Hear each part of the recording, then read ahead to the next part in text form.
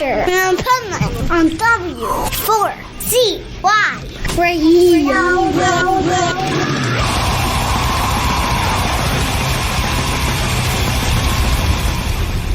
Wake up, America! It's time for the Adventures of Pipeman on W4CY.com, West Palm Beach's #1 internet radio station. Here's your host, the Pipeman.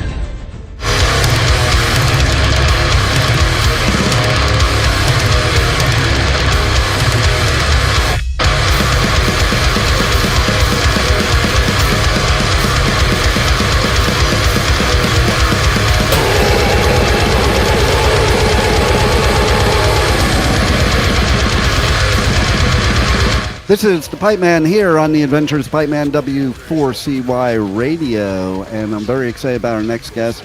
They played at a festival recently that is a killer festival. I was actually going to be there, but then conflicts happened, so I'm bummed that I missed their set. So let's welcome to the show, Ancient Entities. How are you, Alec? Man. So, yeah, I mean... Talk to me about, let's start there. Let's talk to me about Milwaukee Metalfest. How was that? Milwaukee Metalfest was great, man. The room was packed. It was just a really amazing time. Everyone had lots of energy. Hospitality was good. They treated all the artists really well, man. Like, I have nothing but good things to say about that festival. I love hearing stuff like that because it's not always the case in a festival. So that's for sure. I know the person that does the PR, runs the media for it. She's like one of my favorite people. So it must have ran well. Yeah, absolutely. I don't think anyone really had any complaints the whole time. I love that. And that venue is like an iconic venue. So that's pretty cool. And you're local to there, right? Yeah. I'm from Milwaukee. Our other band members are from all over. We got guys in Chicago, a guy in Madison, and then our bass player Luke, he kind of lives in between us in Racine. So there's a little rivalry there then I would assume, because I know my experience, well, none of them you said were in Minnesota, and I know that's the big rivalry. Yeah. No rivalries here. I did a festival there. You probably know it, called Northern Invasion. Oh, yeah, that sounds familiar. Yeah, and that was the first time in my life, actually, I was to Milwaukee or to Wisconsin in general. Like, I'm originally from Jersey. Yeah, okay. And I remember going there, I'm like, man, what am I going to Wisconsin for? Because, like, outside of Wisconsin, everybody just thinks all there is cheese. Yeah. But then I went there, I just have to say, because I love your state. I love your the town, that whole area, the people. But it was pretty funny because I was camping there and I met some really cool people that are now my lifelong friends that are from there. And they were talking all night about the whole, difference between Minnesota people and Wisconsin people. So, but what a cool place, and what a cool place to play a festival or any show for that matter. So, and then you have your new album dropping here in June, and you just released the single from it, Pierced by Obsidian. Yep. Tell us about that song. It is a pretty badass song. So Pierced by Obsidian, I believe this one is our vocalist does like all the major storytelling here, but I think that was about some form of like obsidian tipped arrow that I can't remember what race or culture exactly, but I think it was Mayan. But they like shot the arrows and had like a target or whatever, and it's pretty much what the song's about. So it's like, brutal song, and obviously about history, because that's pretty much what all of our songs are about, or mythology or something in between that. I love hearing that too, because for people outside the metal world, they don't realize that a lot of metal, they think it's about certain things, but it's really about history and factual stuff and telling stories about things that actually happened. Yeah. Even philosophies and stuff like that. I mean, look at most of Death. Like that, a lot of that is just philosophical stuff. Chuck is asking, and it's pretty cool. Yeah, definitely. And I just realized I screwed up because I have a necklace I just bought in Costa Rica that is made of like an obsidian, like looks almost like an arrowhead the way it is. Yeah. So I mean, I should have worn that for the interview just to. Yeah, for sure, man. Yeah, that's really cool. Right. So I'm like, when I see that, I'm thinking about it because I'm thinking about this necklace I have, and literally I could take that thing and pierce somebody if they pissed me off. Yeah, obsidian gets sharp. That's for sure. No doubt. And so tell us about the rest of the album. The album is called Echoes of Annihilation. Yeah. Love the name. That's pretty cool. Tell us all about it. So, I mean, like I said before, most of our stuff is historical or about something historical or mythology. We try and capture that feel throughout pretty much the entire album. When I present the songs to our vocalist Brian, he kind of has a couple of ideas or things he wants to talk about, rather it be like like the Anunnaki gods, Sumerian, Mesopotamian. We have a lot of Greek, Mayan, and Aztec on this album, but that'll change as we write more music and stuff like that.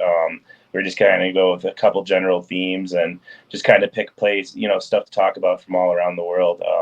This album is definitely more of a, I wouldn't go as far as say like brutal death metal, but it has a mix of a lot of thrashed, like brutal death and like technical elements of death metal in it. That came because I have a lot of different music genres I'm into. I'm into like all kinds of metal, outside of that I listen to other stuff too, but I kind of compose it in a way where it all fits together, but it's not exactly I hate to say it's not exactly one style because it is, but it definitely has a different feel. And certain parts of the songs, like if we're writing about the Anunnaki, we're going to have a little more mystery, so we kind of put darker tones to the riffs over those parts and stuff like that. But overall, it keeps like a real tribal feel to it, I guess. I dig that. That's cool. And I was when I was listening to it, so I'm an old school thrash metalhead that also likes death and black metal, all from the beginning, And so yeah, I could hear the thrash in it, and I was like, yeah, I could get down with this.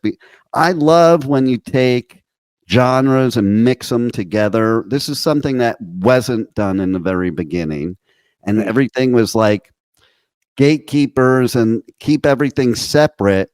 Yep. And I think nowadays that wouldn't even work nowadays, even though that's not necessarily, it's still the case in some areas, because there's so many bands now that if you're not mixing and blending genres, you're not sounding unique no matter what. Because it's like, if you just use this formula, like this is death metal, this is black metal, this is thrash metal, and like go by that formula, then everybody's just going to sound the same. Like the big four of thrash, they didn't all sound the same. And certainly, band like Possessed was like, was it death metal? Yes, it was the beginning of death metal, but it was thrash metal first, then death metal, type of thing.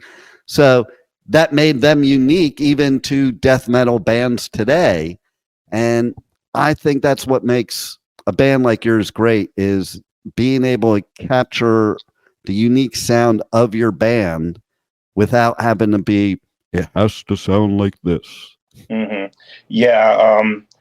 I mean, I grew up in between the old school guys and then like some of the new death metal that was like coming in, and I was even there for like some of like the newer, well, I shouldn't say newer subgenres because they're there, but like like metalcore and all that, like when like Black Dahlia Murder were kind of like brand new on the scene and stuff like that. So, but like I've been inspired by all kinds of stuff, but in general, when I write an album, I kind of try and look at it as like, okay, so if I'm going to go see this band and like, okay, I have to compete, with like 20 other bands and try and sound different somehow. Like, so I look at it from an audience perspective, be like, okay, if I went up on stage, like, what would I want to see from a band? If I went up there, that's kind of like how I write my music. Like I want a death metal band that, they're going to go up there and I'm going to be like, spinning my hair the whole time that they're playing, and that's kind of how I try to write my riffs. They're more like pit riffs, I guess. So that's what I call I love them. it. Yeah.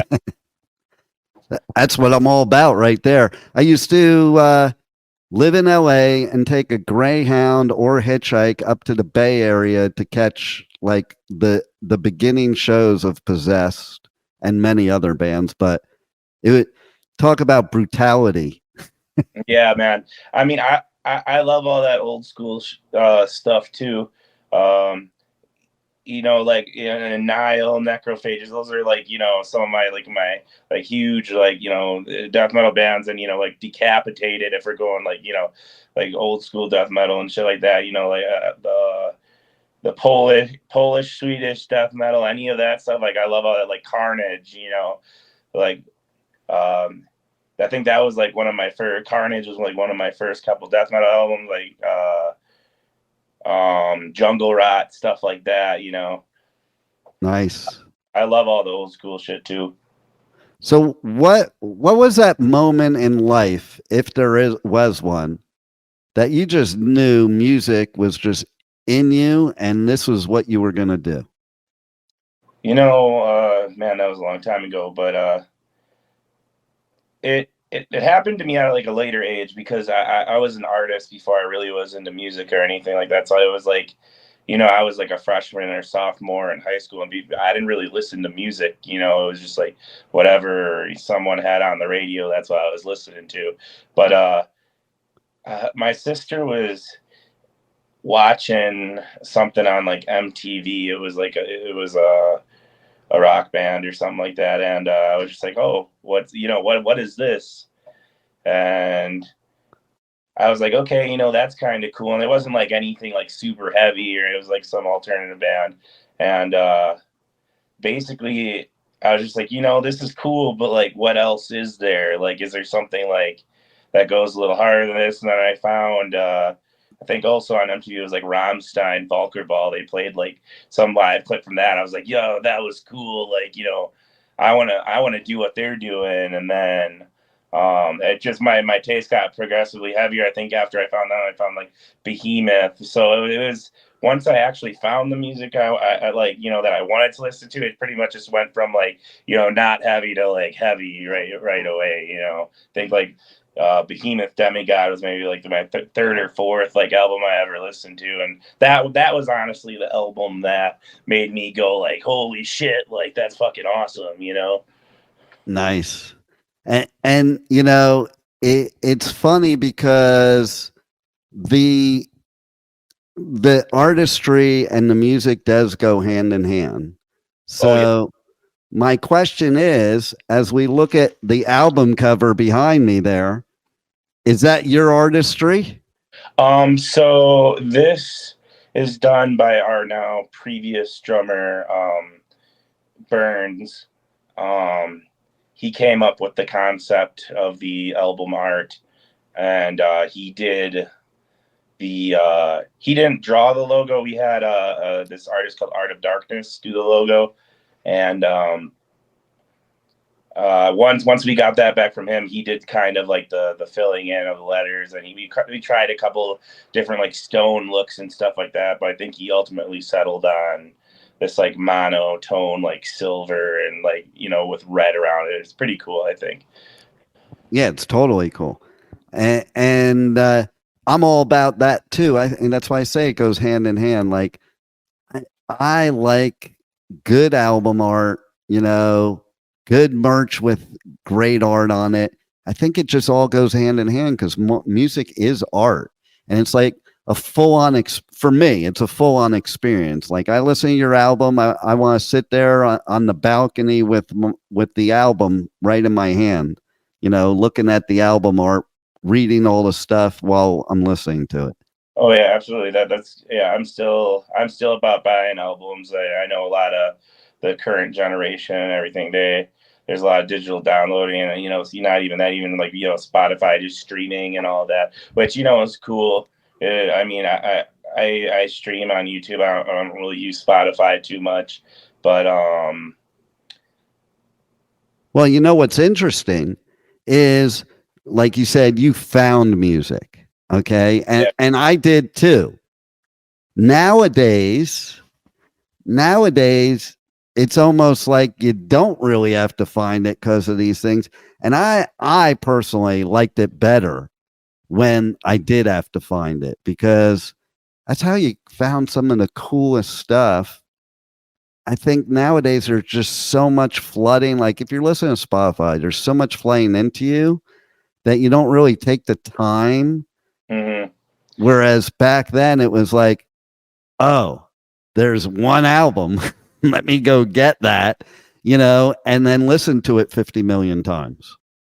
Yeah. I mean, that, you have to think, like back then there was a very like niche market, there weren't a lot of like, death metal or black metal bands or anything like that yet, like it was still a new genre. And like you're right, there are a lot of bands now like that are out there trying to make it be heard and stuff like that, and you really do have to kind of stand out one way or another, because otherwise people do forget about you easier.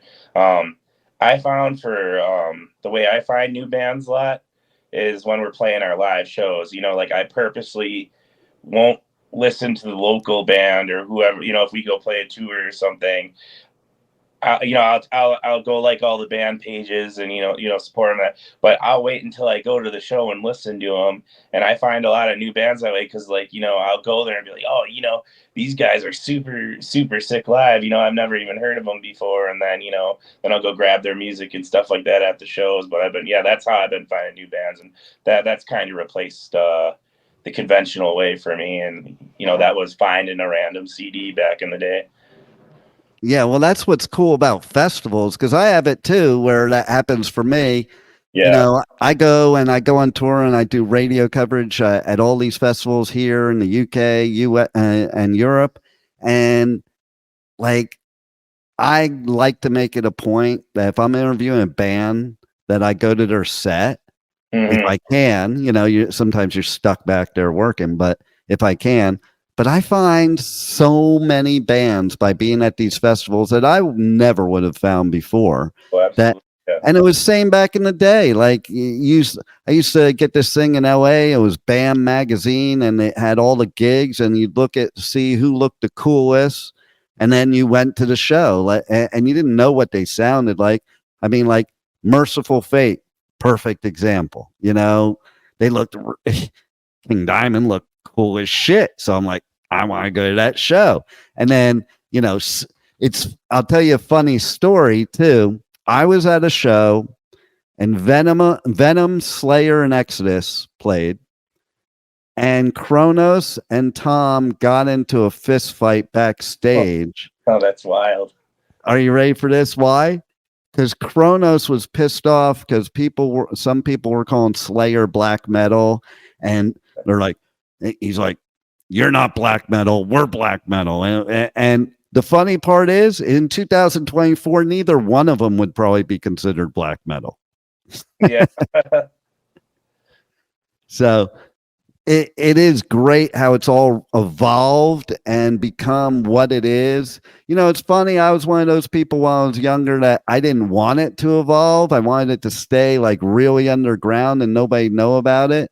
Yeah. But now that I go to a festival like a Milwaukee Metalfest or any other festival and see how many metalheads there are and how many great metal musicians there are, I'm happy us gatekeepers didn't keep it gated. Yeah, for sure.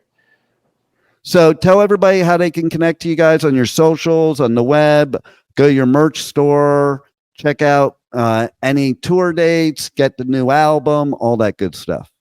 Yeah, so we have a link tree on our Instagram and our Facebook and all that. So that's in all of our about sections and stuff like that.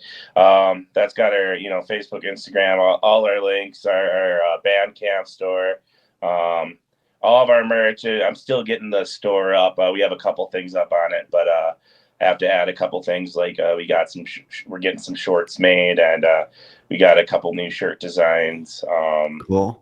So we're getting some of the old stuff up on there too that we're just trying to clear stock of, but that's all through our Bandcamp store. You can pre-order the album through the Bandcamp store.